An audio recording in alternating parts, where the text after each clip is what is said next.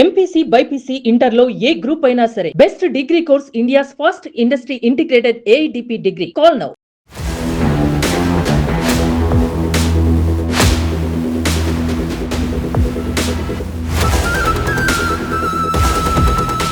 Gym trainer తనని మానసికంగా వేధించడమే కాదు అత్యాచారానికి గురి చేశాడంటూ కూడా ఒక మహిళ ఇచ్చిన ఫిర్యాదు ఇప్పుడు విజయవాడలో సెన్సేషన్గా మారింది.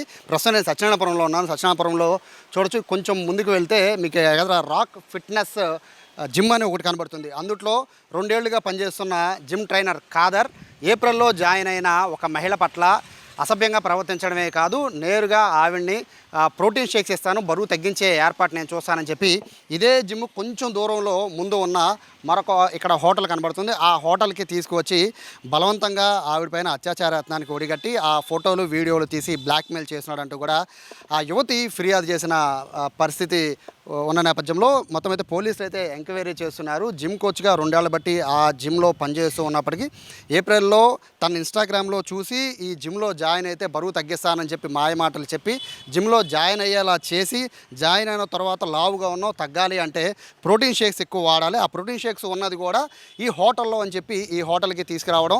ఏప్రిల్ 25వ తారీఖున సాయంత్రం పూట ఈ హోటల్లో ప్రోటీన్ షేక్స్ ఉన్నాయని చెప్పి ఆ బాధిత మహిళని ఇక్కడికి తీసుకొచ్చిన తర్వాత అత్యాచారానికి ఒడిగట్టి దాని తర్వాత వీడియోలు ఫోటోలు కూడా తీసి బ్లాక్మెయిల్ చేస్తున్నాడంటూ కూడా యువతి ఫిర్యాదులో పేర్కొంది.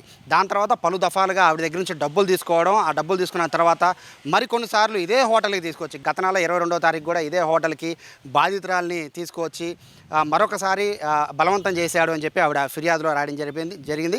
సో బాధిత మహిళ నేరుగా ఎవరైతే ట్రైనర్ ఉన్నాడో, ఫిట్నెస్ ట్రైనర్, ఆ ఇంటికి వెళితే ఆ ఇంట్లో ఉన్న వాళ్ళ తల్లిదండ్రులు కూడా తన పైన దోషణలకు పాల్పడ్డారని, తనని కులంపరంగా కూడా తిట్టారని చెప్పి ఆవిడ ఫిర్యాదులో రాశారు. సో దీనికి సంబంధించి సత్యనారాయణపురం పోలీసులు అయితే ఎంక్వైరీ చేస్తున్నారు. మరోవైపు ఫిట్నెస్కి సంబంధించిన అంటే ఏదైతే రాక్ ఫిట్నెస్ వరల్డ్ ఉందో దానికి సంబంధించిన నిర్వాహకురాలు ఉషా ఇన్స్టాగ్రామ్లో కూడా పోస్ట్ చేయడం జరిగింది. ఈ జరిగిన వ్యవహారానికి తమ క్లయింట్కి కానీ, అంటే తమ కస్టమర్కి కానీ, తమ కోచ్ కానీ, వీళ్ళిద్దరిది బయట వ్యవహారం కానీ, దీనికి మా జిమ్కి సంబంధం లేదంటూ కూడా ఆవిడక వీడియో రిలీజ్ చేయడం జరిగింది. సో ఓవరాల్గా చూసుకుంటే విజయవాడలో జిమ్స్ పేరుతో ఒక జిమ్ అయితే స్టెరాయిడ్స్తో పట్టుకోబడడం, మరొక జిమ్ అయితే మర్డర్ కేసులో ఇరుక్కొని ఆ జిమ్కి సంబంధించిన కొంతమంది పోలీసుల స్టేషన్ గడప తొక్కడం, మరొక జిమ్కి సంబంధించి మహిళలకు సంబంధించిన వేధింపులు కానీ లేకపోతే ఇటువంటి ఫిర్యాదులు కానీ. సో ఇటువంటి అన్నీ చూస్తూ ఉంటే ఖచ్చితంగా జిమ్ముల పైన అయితే పర్యవేక్షణ, నిఘా అయితే పెట్టాల్సిన అవసరం ఉంది.